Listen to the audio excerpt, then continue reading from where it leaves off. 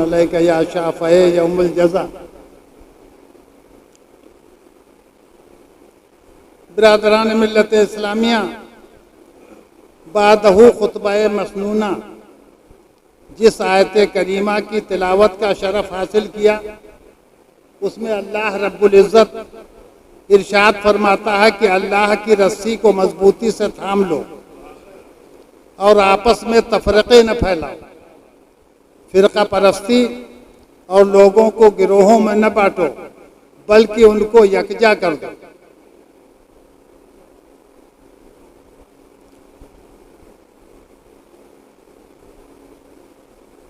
تو یہ طریقہ جو اولیاء اللہ نے اختیار کیا، وہ مدرسہ علم سے فارغ ہونے کے بعد کچھ جاہل شخص کہہ دیتے ہیں کہ مولویوں کی اور صوفیوں کی بنتی ہی نہیں۔ تو میں یہ کہنا چاہتا ہوں کہ جو مولوی نہیں بنے گا وہ صوفی ہو ہی نہیں سکتا۔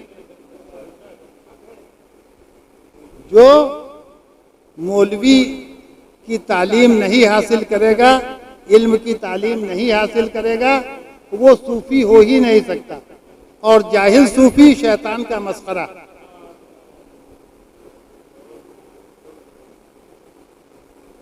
تو آج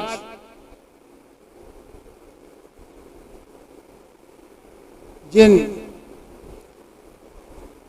صاحب عرس کی مجلس میں آپ موجود ہیں، انہوں نے اپنے مرشد برحق حضرت سید شاہ علی احمد المعروف داتا میاں کھیروی علیہ الرحمہ اور رضوان کی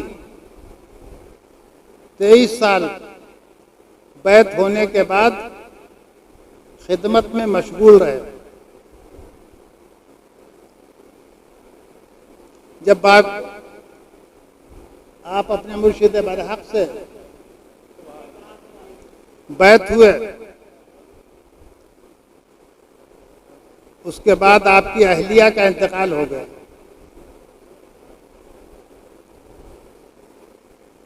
وہ یہیں قریب میں موضع چوروٹیا ہے، وہاں سے آپ کی شادی ہوئی تھی، ایک لڑکی تولد ہوئی، اس کا بھی انتقال ہو گیا اور آپ کی اہلیہ کا بھی ہو گیا۔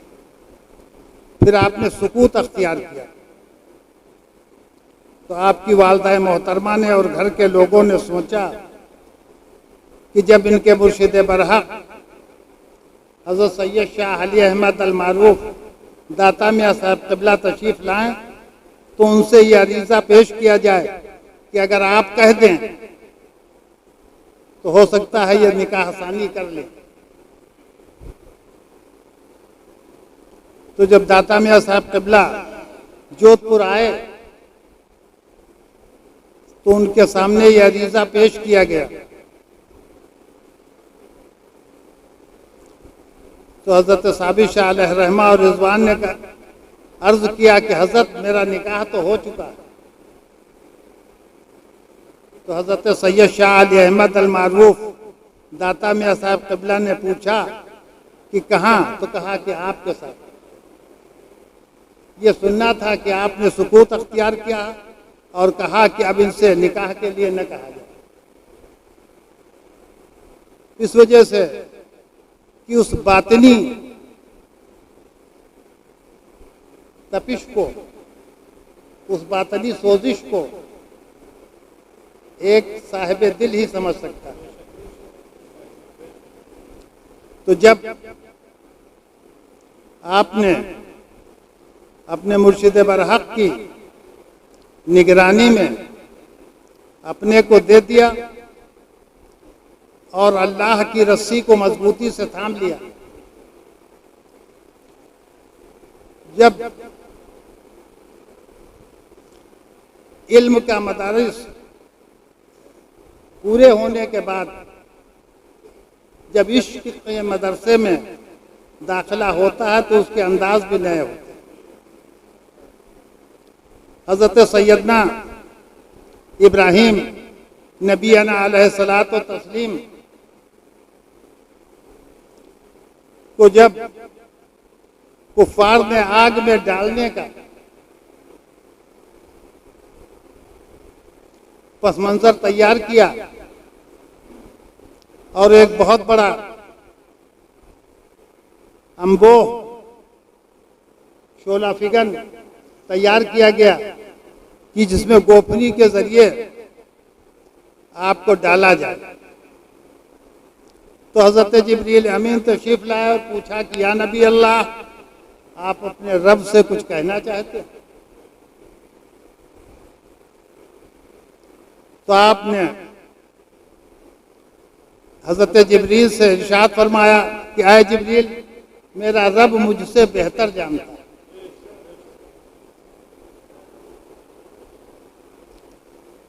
تو جب کوئی بندہ اطاعت خداوندی کو اختیار کر لیتا ہے اور اپنے رب کے سامنے جھک جاتا ہے تو دنیا کی بڑی سی بڑی طاقتیں اس کے سامنے جھک جاتی ہیں۔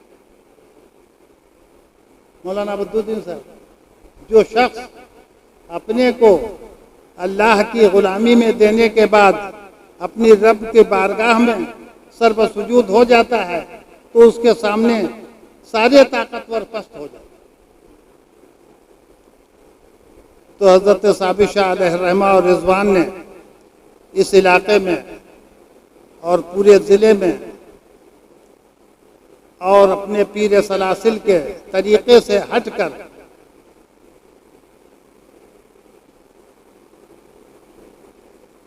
ایک نیا انداز قائم کیا، ورنہ زیادہ تر ہوتا ہے کہ جو پیران سلاسل کا طریقہ ہوا اسی کو لوگ اختیار کرتے ہیں اور اسی کے اوپر کاربند ہو جاتا ہے۔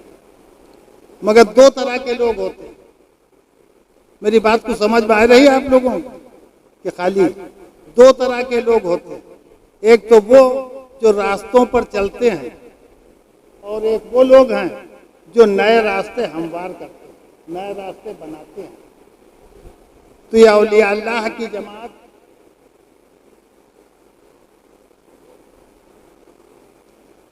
وہ جماعت ہے جو یہ نئے راستے تیار کرتے ہیں اور اپنے عمل سے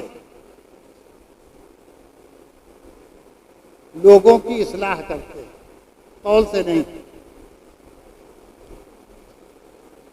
اسی سلسلے میں جب میں نے تاریخ کی ورق گردانی کی تو ایام حج کے موقع پر تمام حجاج کرام سفر مکہ کے لیے رواں و دواں تھے،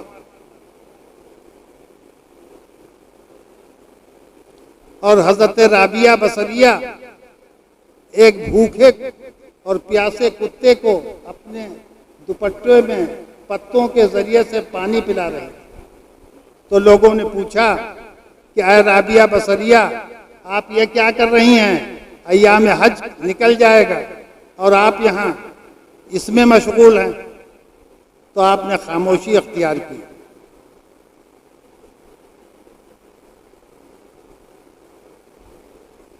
جب وہاں پر اہل علم اور اہل تقوی پہنچے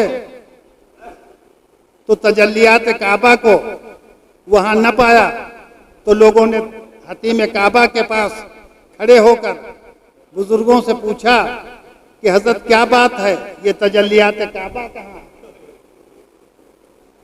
تو کہا تجلیات کعبہ جو ہے وہ تعظیم رابعہ بصری کے لیے گیا ہوا۔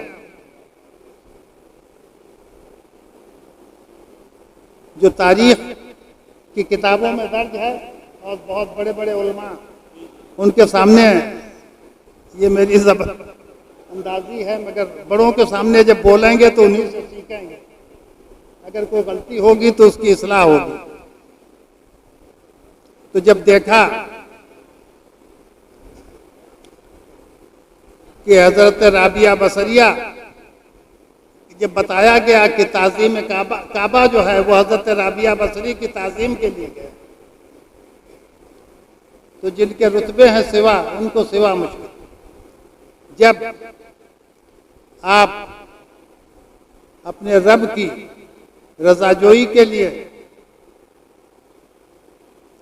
کوئی کام کرتے ہیں تو اللہ تعالیٰ اس کو بخوبی دیکھتا ہے اور جانتا ہے، اور اس کا اجر ایام حج کے موقع کا ہی ایک واقعہ ہے کہ تمام لوگ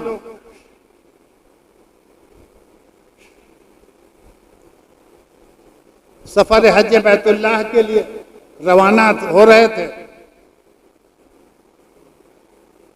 جب وہ لوگ وہاں پر پہنچے تو حتیم کعبہ کے پاس آواز آئی کہ اتنے لاکھ لوگ حج بیت اللہ کے لیے آئے تھے لیکن کسی کا حج مقبول نہیں ہوا الا اس شخص کی دعا سے جس نے حج کو ترک کر دیا تھا۔ اس کی دعا سے اللہ تعالیٰ نے سبھی حاجیوں کے حج کو مقبول کر دیا۔ تو لوگوں نے پوچھا کہ اس کی وجہ کیا تھی اور ان سے ملاقات کی جائے کہ وہ کون شخص ہیں اور ان کا کون سا بہتر عمل ہے جس کے ذریعے سے تجلیات کعبہ ان تک پہنچی اور انہی کی دعا سے تمام حجاج کرام کا حج مقبول ہوا۔ تو جب لوگ گئے اور انہوں نے دریافت فرمایا کہ حضرت آپ کا کون سا ایسا عمل ہے کہ جس سے تمام حجاج کرام کا حج آپ کی دعا سے قبول ہوا، آپ کے عمل سے قبول ہوا، تو آپ نے کہا کہ میرا کوئی عمل ایسا نہیں ہے، لیکن میرے پڑوسی کے گھر ایک دن گوشت کے پکنے کی خوشبو آ رہی ہے، تو میری مہلیہ کی جو کہ امید سے تھیں انہوں نے مجھ سے کہا کہ آپ پڑوس میں کہہ دیں کہ وہ ایک کٹوری میں سالن مجھ کو بھیج دیں۔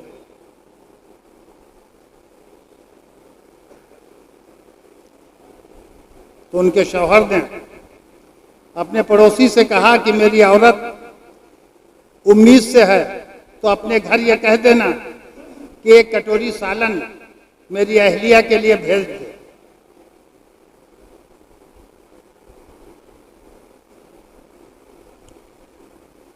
جب وہ سالن نہیں پہنچا تو انہوں نے اس شخص سے شکایت کی کہ بھائی تمہاری بیوی بہت بدخلق ہے،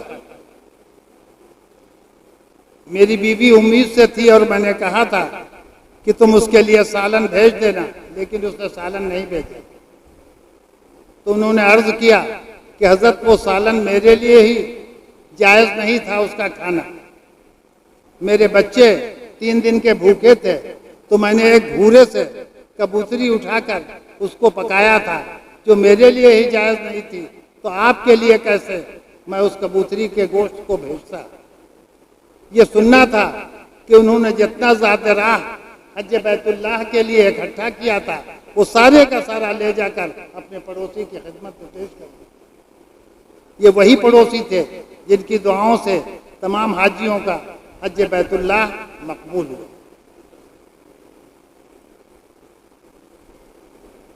اسی وجہ سے شاعر نے کہا ہے کہ صحبت صالح ترا صالح کنت، صحبت صالح ترا صالح کنت اور صحبت طالح ترا طالح کنت۔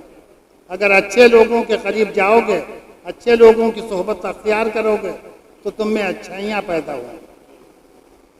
اور اس کی مثال اس طرح سے بیان فرمائی کہ اگر کوئی شخص کسی عطر فروش کے پاس جائے اور عطر نہ خریدے لیکن خوشبو لے کر واپس آئے، اور وہی دوسرا شخص کسی شراب کی بھٹی پر جائے اور شراب کو نہ استعمال کرے پھر بھی اس کی بدبو اور اس کی بدگمانی سے نہیں بچ سکتا۔ تو اچھے لوگوں کی صحبت اختیار کیجیے، اپنے والدین کی، اپنے پڑوسیوں کے ساتھ۔ خواہ مفسرین نے تحریر فرمایا کہ اگر آپ کے 2 پڑوسی ہیں، ایک مذہب اسلام پر قائم ہے اور دوسرا ایک مذہب اسلام پر قائم نہیں ہے، اور اگر دونوں آواز دیں تو پہلے غیر مسلم کی جانب آپ دوڑیے۔ تو لوگوں نے پوچھا کہ حضرت اس کی وجہ کیا ہے؟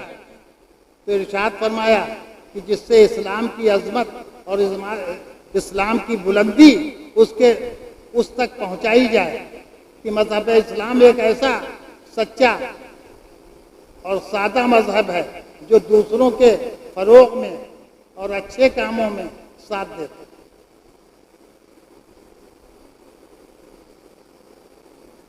تو حضرت ثابت شاہ علیہ رحمہ اور رضوان کی زندگی ایک ربع صدی کی جھلکیں اس ناچیز گنہگار کو بھی دیکھنے کو ملی، اور اس ضلع میں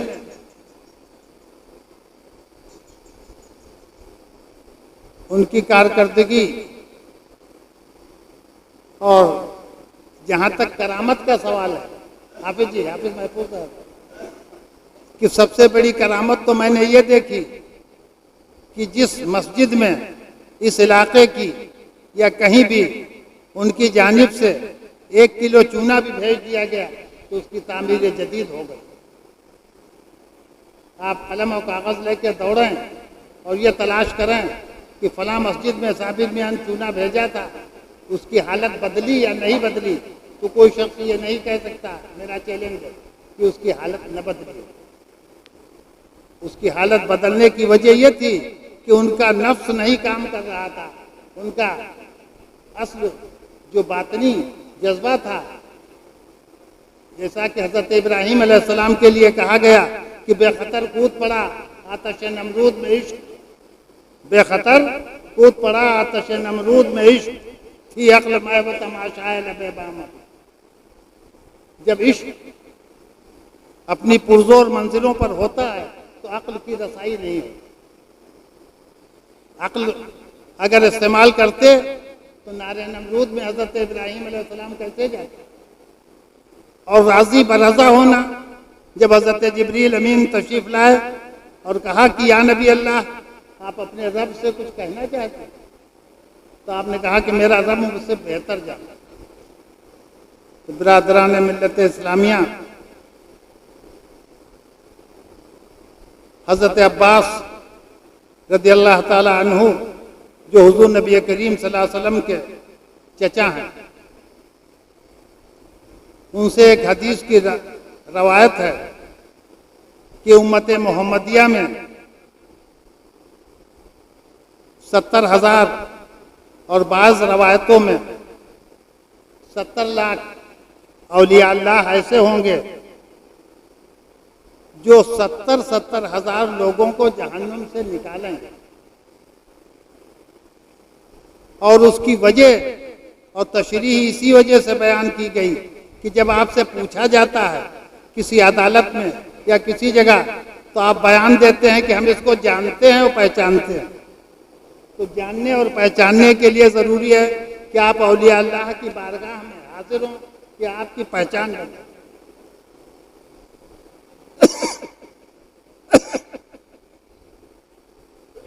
تو تمام فوائد اولیاء اللہ کی بارگاہ میں حاضر ہونے کے ہیں اور ان سے متصل ہونے میں ہیں۔ جس طرح سے جب مصری کے ساتھ کوئی بانس لگ جاتا ہے، اس میں لگایا جاتا ہے، تو اس بانس کی بھی قیمت وہی ہو جاتی ہے جو مصری کی۔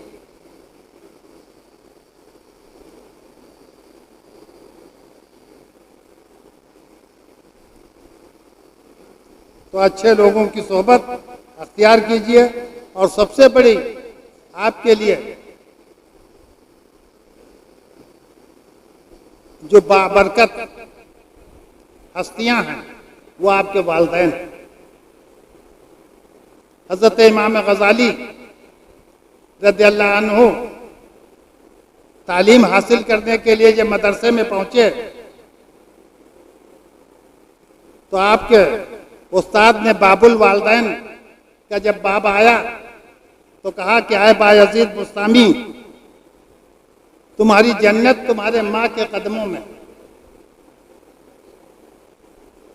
تمہاری جنت تمہارے ماں کے قدموں میں ہے۔